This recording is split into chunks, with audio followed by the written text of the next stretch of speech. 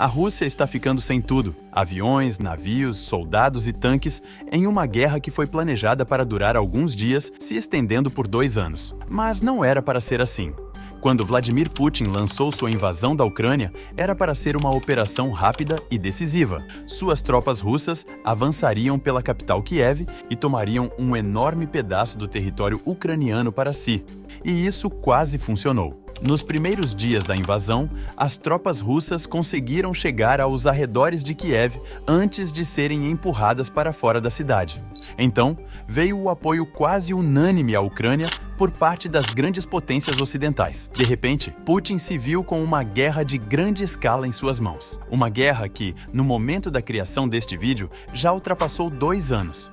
E a operação rápida e decisiva se transformou em uma guerra de atrito.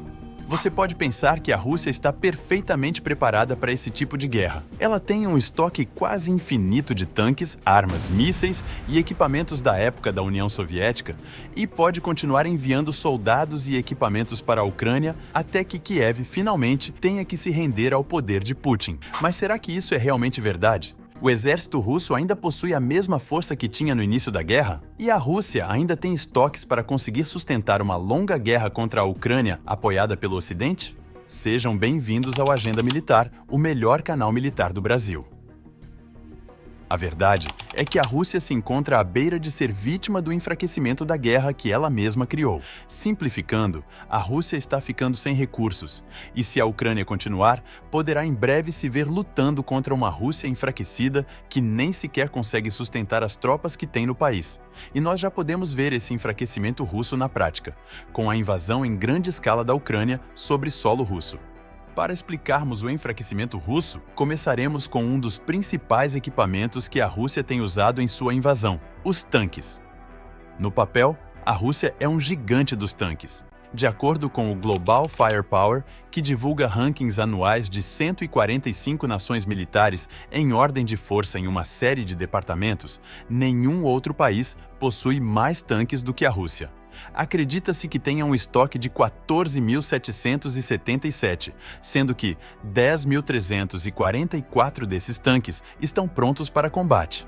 Naturalmente, você pode presumir que isso significa que ela pode continuar enviando mais e mais tanques para a Ucrânia, não importa quantos os ucranianos tenham destruído. Isso até você começar a analisar os números. Em abril de 2024, a Forbes examinou o estado do exército russo e quanto tempo ele será capaz de sustentar sua ofensiva. Ao analisar os tanques do país, faz-se a importante observação de que a Rússia é capaz de produzir cerca de 500 a 600 novos tanques anualmente, os quais ela está usando para substituir os tanques que está perdendo na Ucrânia. O problema é que está perdendo tanques a uma taxa mais alta do que está substituindo. Em fevereiro de 2024, pouco antes do segundo aniversário da guerra, a Reuters publicou um artigo afirmando que a Rússia havia perdido mais de 3.000 tanques na Ucrânia. Isso era equivalente a todo o inventário ativo pré-guerra do país. Além disso, cálculos básicos mostram que perder 3.000 tanques em 2 anos significa que a Rússia está perdendo 1.500 tanques anualmente, mas está produzindo apenas entre 500 e 600, cerca de 1/3 da quantidade que está perdendo. É um sistema insustentável, além de ser um que levou a Rússia a ter que recorrer a métodos muito menos convencionais para transportar suas tropas, como fazê-las andar de carrinhos de golfe. Um artigo de maio de 2024 publicado na Forbes afirma que em 2023 a Rússia adquiriu cerca de 2.100 veículos Desert Cross de uma empresa chinesa. Embora o nome desse veículo possa soar impressionante, a realidade é que o Desert Cross é pouco mais do que um carrinho de golfe reforçado. É compacto, oferece praticamente nenhuma proteção para as pessoas que o dirigem e, surpreendentemente, tem sido encontrado na linha de frente. Essa não é a maneira como esses veículos deveriam ser usados. Ele pode ser usado para transferir tropas e equipamentos entre estações, o que significa que a compra tem um propósito prático. No entanto, a Forbes relata que as tropas russas estão tão carentes de veículos que têm recorrido a dirigir o Desert Cross em combate. Ele não é adequado para as linhas de frente. O veículo pesa apenas 1,5 toneladas e tem um motor de 85 cavalos de potência, sem armamentos pesados ou blindagem para proteger a tripulação no interior. Por essas razões, torna-se um alvo fácil para a Ucrânia e seus drones. Vários relatos sugerem que russos dirigindo esses carrinhos de golfe foram destruídos por fogo de drones. Um desses incidentes ocorreu quando drones de ataque da Unidade de Apoio para a 47ª Brigada Mecanizada da Ucrânia avistou um grupo de 7 soldados russos transitando em seus Desert Cross. Após monitorar brevemente os russos do ar, a companhia de drones de ataque concluiu que eles não seriam capazes de se defender de um ataque de drone. Então, lançou um ataque. Todos os 7 soldados de infantaria russos foram mortos no ataque. E para piorar a situação para Putin, tudo foi gravado enquanto acontecia pelos drones e depois carregado na rede social Telegram. Mas voltemos aos números de tanques.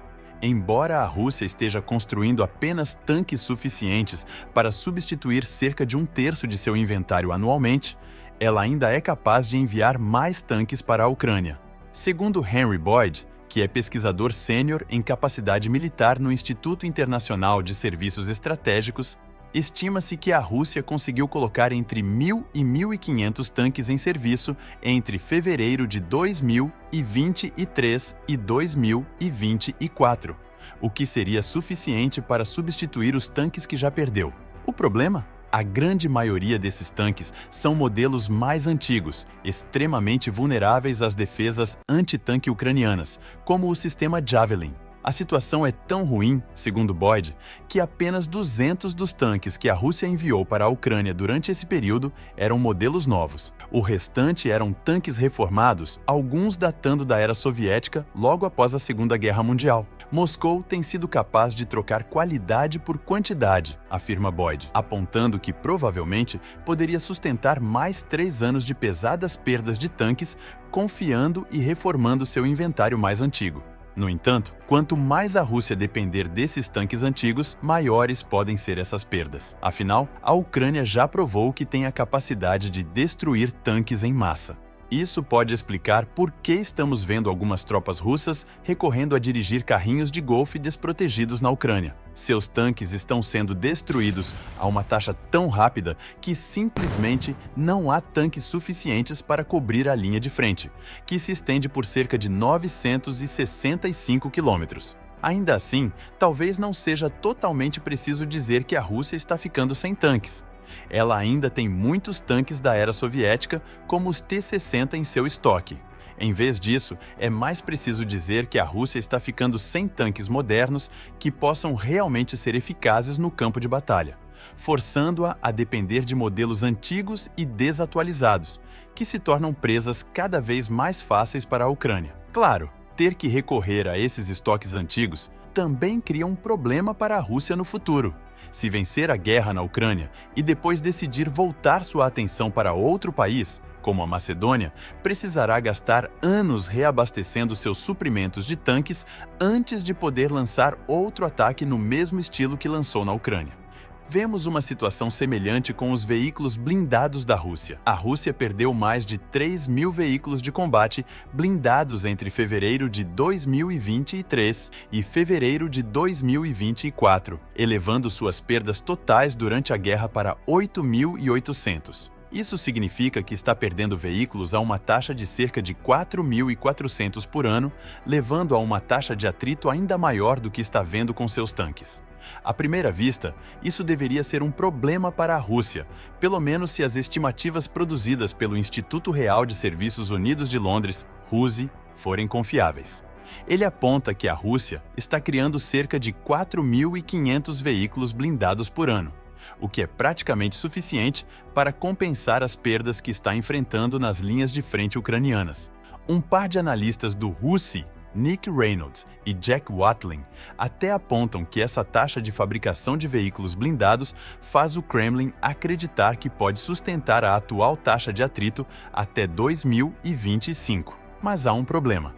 Assim como os tanques da Rússia, os supostos novos veículos blindados enviados para a Ucrânia não são novos de fato. O RUSI estima que cerca de 80% deles são simplesmente veículos blindados antigos, muitos novamente datando da era soviética, que receberam uma rápida reforma e modernização antes de serem enviados para as linhas de frente. Em outras palavras, queimar os estoques da era da Guerra Fria só levará a Rússia até certo ponto. Com as pesadas perdas de veículos, será forçada a recorrer a veículos blindados cada vez mais antigos, todos os quais exigem muito mais trabalho para serem trazidos a um padrão aceitável do que os que o país está enviando agora. Pior de tudo para a Rússia, de acordo com os analistas do RUSI, é que ela terá esgotado a maior parte de seus estoques de veículos blindados disponíveis até 2026. O RUSI não é a única organização a fazer essa afirmação. No início de 2024,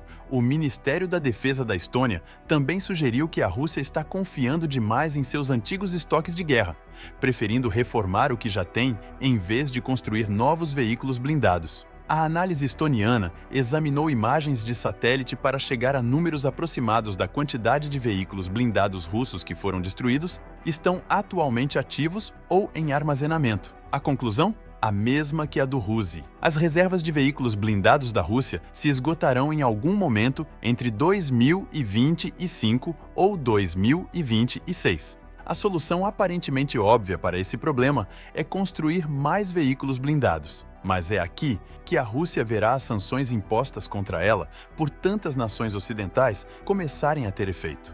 Mesmo a médio prazo, os problemas que a Rússia enfrenta são três. Será cada vez mais difícil obter máquinas, ferramentas, componentes de alta qualidade e equipamentos de fábrica se as sanções contra ela permanecerem em vigor. Reformar um veículo mais antigo requer um pouco de trabalho de metal, substituição do motor e modernização do rádio. Em alguns casos, o veículo também pode receber melhorias na óptica e na blindagem, mas isso não é garantido. O ponto é que a Rússia pode minimizar o uso de recursos para tornar esses veículos reformados aptos para combate. Construir do zero é muito mais difícil. Além de exigir mais materiais, a Rússia também teria que dedicar mais mão de obra para construir novos veículos blindados. Pode ser que consiga lidar com essa questão de trabalho, mas quando se trata de estocar o que precisa, o Ministério da Defesa da Estônia aponta que melhorar significativamente a qualidade da produção sob sanções internacionais é algo pouco realista. Claro, Putin tem opções. Ele poderia importar essas ferramentas e componentes da China, e essa pode não ser uma opção tão forte em meados de 2024 como foi nos primeiros meses da guerra.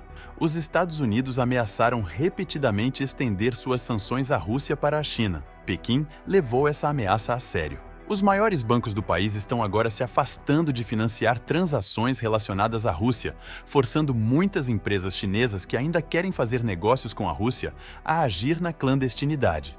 Bancos menores que podem passar despercebidos pelo radar americano, junto com criptomoedas, estão se tornando os métodos preferidos para essas empresas receberem pagamentos. Mas isso, por si só, apresenta um problema para a Rússia. Isso significa que o país não pode mais fazer transações suaves com a China. Precisa de atrasos usando soluções alternativas e canais não oficiais. Assim, mesmo que a Rússia consiga acumular um estoque de componentes de veículos e ferramentas de fábrica, é provável que os receba a uma taxa mais lenta do que gostaria. Além disso, há dúvidas sobre se a qualidade exigida estará presente quando essas peças chegarem. Os analistas estonianos afirmam que tudo isso leva a uma provável incapacidade da Rússia de aumentar ou expandir a produção de veículos blindados além dos níveis atuais, que isso necessariamente significará uma diminuição significativa nos veículos entregues ao exército. Uma diminuição que leva a situações como aquelas em que as tropas russas são forçadas a dirigir carrinhos de golfe desprotegidos nas linhas de frente. A Ucrânia precisa manter o ritmo que estabeleceu durante os primeiros 2 anos de guerra. Destruir veículos blindados russos a uma taxa de cerca de 4.500 por ano significa que ultrapassará a capacidade da Rússia de enviar mais veículos para as linhas de frente. A Ucrânia simplesmente precisa resistir, permitindo que as sanções impostas à Rússia a forcem a recorrer cada vez mais aos seus estoques de veículos blindados inativos, enquanto luta para fabricar novos por conta própria. Agora, vamos mudar o foco para os soldados. Em fevereiro de 2024, a CBC relatou que um alto funcionário do Pentágono dos Estados Unidos afirmou que a Rússia havia perdido 315 mil soldados nos primeiros 2 anos de guerra.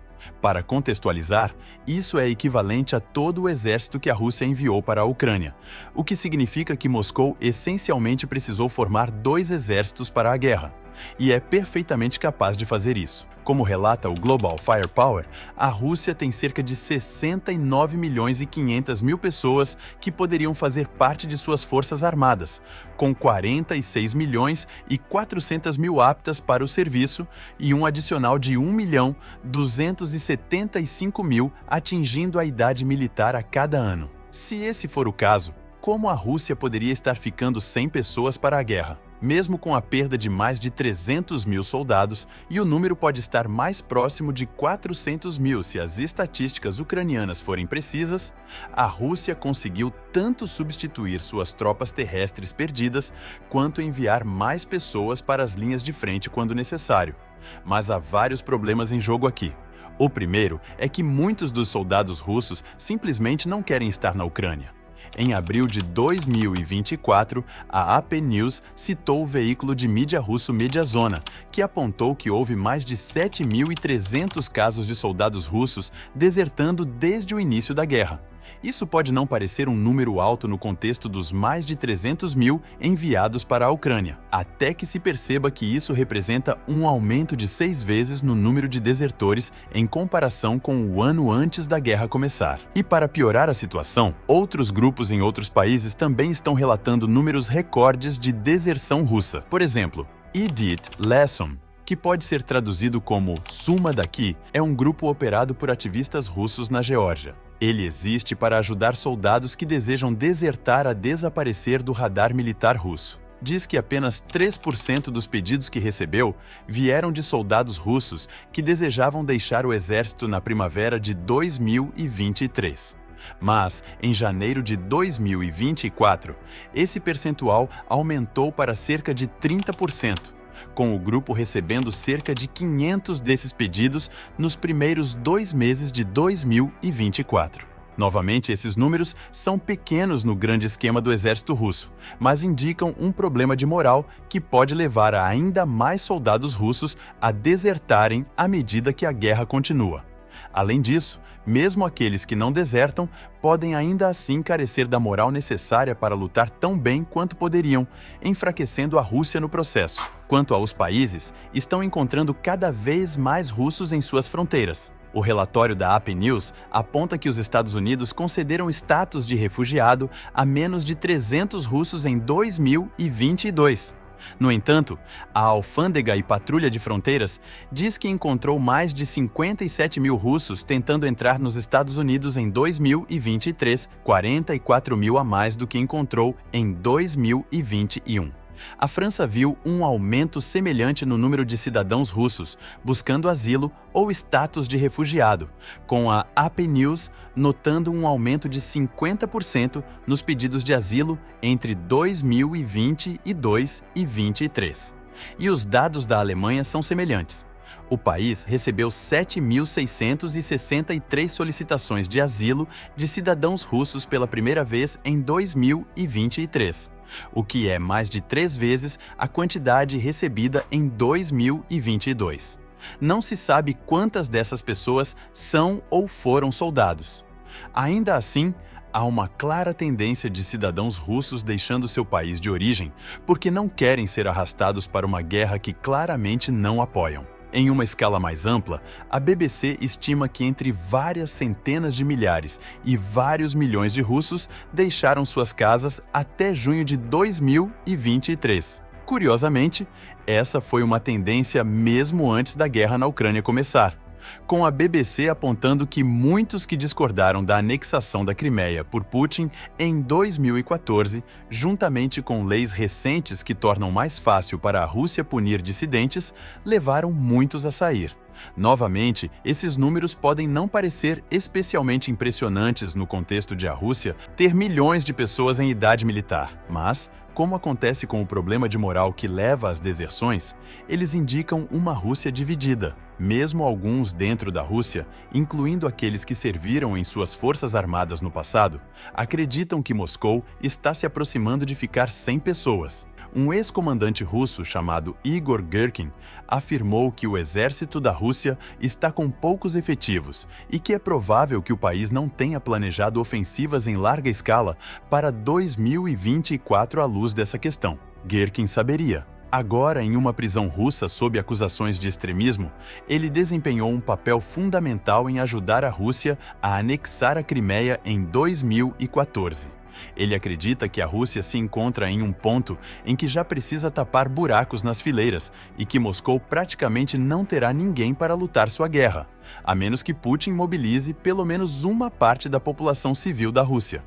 Já houve sinais dessa necessidade crescente de mobilizar pessoas fora das forças armadas ativas da Rússia. Em julho de 2023, Putin revelou planos para aumentar a idade máxima de mobilização da Rússia para 70 anos, com os planos chegando a aceitar soldados de volta ao exército que já foram dispensados. Os planos também previam que os reservistas da Rússia servissem até os 60 anos, o que significa que até mesmo aqueles que se aposentaram poderiam ser chamados de volta. Funcionários júniores se encontram em uma posição semelhante, podendo ser convocados até os 60 anos. Essas não são as ações de uma nação que possui um suprimento constante de mão de obra competente, e competente pode ser a palavra-chave aqui. À medida que a Rússia se vê cada vez mais dependente de novos recrutas para reforçar seus números, o treinamento que esses recrutas recebem pode se tornar pior. De acordo com o Understanding War, um novo recruta russo deveria passar por entre 1 e 2 meses de treinamento básico, seguido de algo entre 3 e 6 meses de treinamento avançado antes de chegar às unidades atribuídas. Uma vez nessas unidades, os novos recrutas deveriam ser treinados ainda mais com a ajuda de veteranos já servindo nas linhas de frente, para prepará-los para o combate ativo. Em resumo, um soldado não deveria ser enviado para o combate com menos de 4 meses de treinamento. No entanto, o Understanding War apontou em março de 2022 que a Rússia se envolveu no rápido envio de reservistas relativamente despreparados logo no início da guerra. Também disse que os números de reservistas e militares contratados da Rússia, que somam impressionantes 2 milhões no papel, podem não estar prontos para a luta. Historicamente, apenas 10% desses reservistas passam pelo treinamento de atualização antes de serem enviados de volta à guerra, deixando muitos operando com treinamento desatualizado ou meio esquecido de anos atrás. A situação é tão grave que a RAND relatou em 2019 que a Rússia, na verdade, tinha apenas cerca de 5.000 soldados que poderiam ser considerados reservistas no sentido ocidental, o que significa que recebem treinamento regular mensal e anual. O Moscow Times apoia essas afirmações com a história de Ivan, um soldado anônimo nas linhas de frente da ofensiva russa em julho de 2022. Ivan, de 31 anos, disse ao jornal que recebeu apenas 5 dias de treinamento antes de ser enviado para a Ucrânia. Outros tiveram uma experiência ainda pior. Havia um soldado em nossa companhia que não sabia como funcionava uma metralhadora. Eu não gostaria de estar ao lado dele na batalha. Como é possível lutar assim? Talvez isso faça parte do plano. Enviar onda após onda de soldados mal treinados para esgotar os recursos da Ucrânia. Seja qual for o caso, a Rússia se encontra em uma posição em que está ficando sem tropas bem treinadas, que já estão na linha de frente, e as está substituindo por recrutas e reservistas mal treinados, que provavelmente não deveriam estar na linha de frente em primeiro lugar. Ainda assim, a Rússia tem outras abordagens além de enviar pessoas sem treinamento para a guerra terrestre, como sua renomada Força Aérea, a VKS. No entanto, a VKS não se mostrou nem um pouco eficaz na guerra na Ucrânia e está à beira de ficar sem aviões e pilotos. Em um relatório de fevereiro de 2024, a BBC repetiu as alegações da Ucrânia de que abateu impressionantes 342 aviões russos desde o início da guerra. Também derrubou quase o mesmo número de helicópteros, destruindo 325 desde fevereiro de 2022. É amplamente conhecido que a Rússia falhou em obter superioridade aérea sobre a Ucrânia. apesar de ter uma força aérea muito maior. A VKS é a segunda maior força aérea do mundo, com 2.766 aeronaves em estado de prontidão para combate. Assim como vemos com os tanques da Rússia, isso sugeriria que Moscou não está em perigo de ficar sem aviões tão cedo. Mas as aparências podem enganar. Em um relatório de março de 2024 da RAND, a organização aponta que a Rússia está esgotando a vida útil de suas aeronaves de combate a tal ponto que sua força total é agora menos de 75% da sua força pré-guerra. A questão aqui não é apenas os centenas de aviões abatidos nos céus da Ucrânia que representam um problema para a VKS. É também o uso excessivo de ativos antigos que já estavam perto do fim de suas vidas úteis. As informações da RAND sugerem que até o final de 2024, a VKS perderá 60 aeronaves por simples uso excessivo, ou seja, os aviões terão voado além do tempo de voo para o qual foram construídos. Esses aviões não serão abatidos, simplesmente sairão do inventário russo porque não poderão mais ser confiáveis para voar. A RAND também aponta que a Rússia não consegue repor esse estoque. A Rússia está construindo apenas 20 jatos Su-30, Su-34 e Su-35 por ano. Isso equivale a apenas 1/3 da reposição de seu estoque que está perdendo devido à idade. Isso sem considerar as perdas em combate que a Ucrânia infligiu à VKS.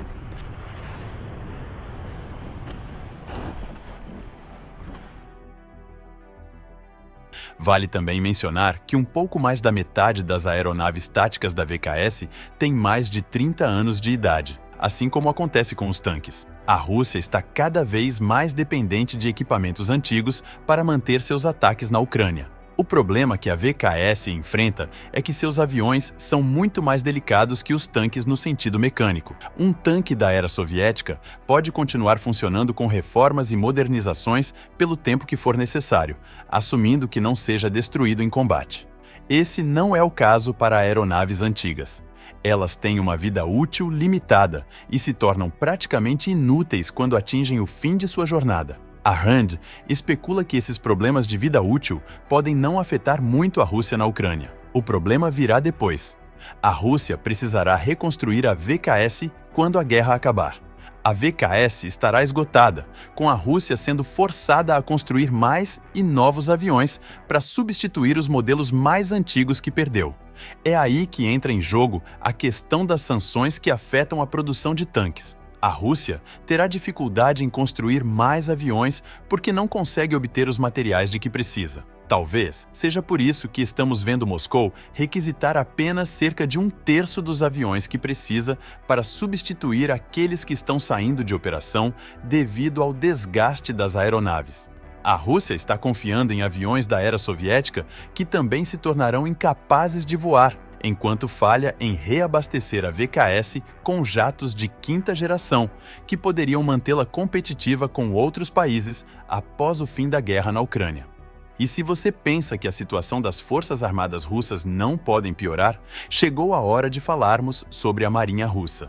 Devido à combinação de problemas econômicos, financeiros e estruturais, o programa de desenvolvimento naval russo está paralisado. A combinação de recursos ineficazes e corrupção, somados ao alto custo de desenvolver novos navios, desaceleraram o desenvolvimento da frota russa para quase uma paralisação.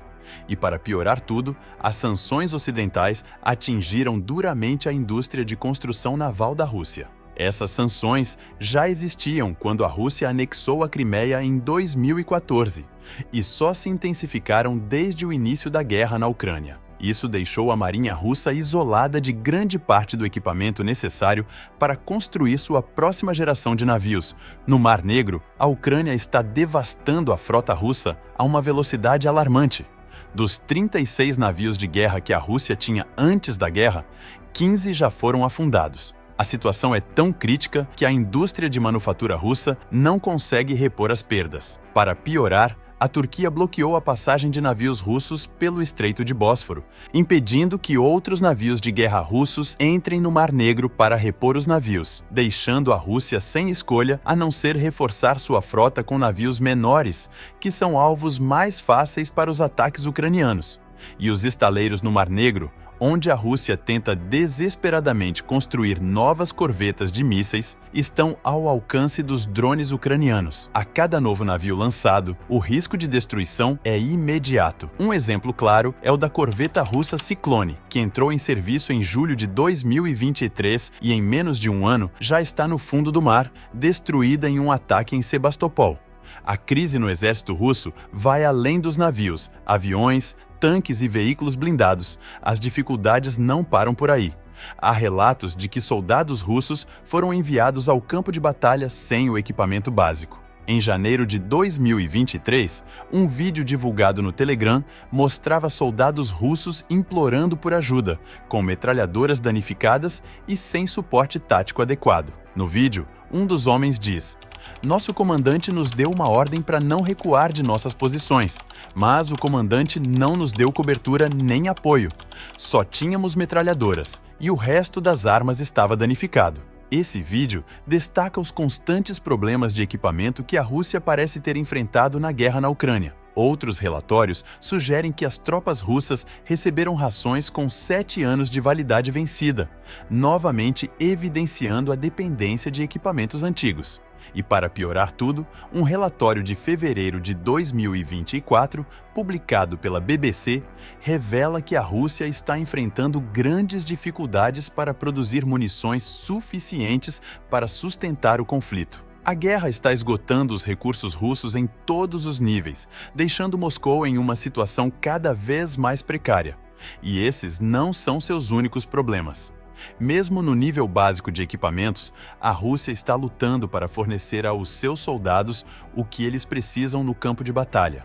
Há também o problema da artilharia da Rússia. A Forbes estima que a Rússia tem cerca de 2.000 obuseiros estacionados ao longo da frente de 965 mil quilômetros na Ucrânia, com esses obuseiros disparando cerca de 10.000 projéteis diariamente. Isso resulta em cerca de 5 projéteis por dia. Com 5 disparos por dia, o cano de artilharia russo, em média, durará cerca de 1 ano antes que seu aço se torne muito frágil.